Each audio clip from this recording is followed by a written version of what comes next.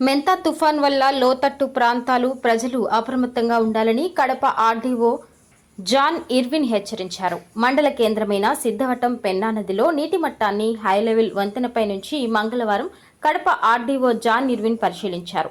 అలానే పెన్నా నది పరివాహక గ్రామమైన వంతాటిపల్లి బీసీ కాలనీని పరిశీలించారు. ఈ సందర్భంగా ఆయన పెన్నా నదిలో నీటి మట్టం పెరిగితే ముంపుకు గురయ్యే అవకాశం ఉందని, ప్రజలు అప్రమత్తంగా ఉండాలని, సురక్షిత ప్రాంతాలకు వెళ్లేలా చర్యలు చేపట్టాలని తహసీల్దార్ ఆకుల తిరుమల బాబుకు సూచించారు. అలానే పెన్నా నదిలో నీటి మట్టం పెరిగే అవకాశం ఉందన్నారు.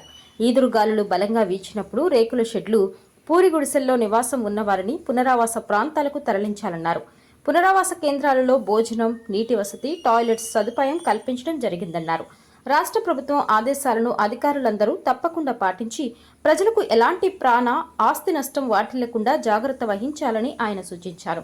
ఈ కార్యక్రమంలో తహసీల్దార్ ఆకుల తిరుమల బాబు, రెవెన్యూ ఇన్స్పెక్టర్ ప్రసాద్, రెవెన్యూ సిబ్బంది పాల్గొన్నారు.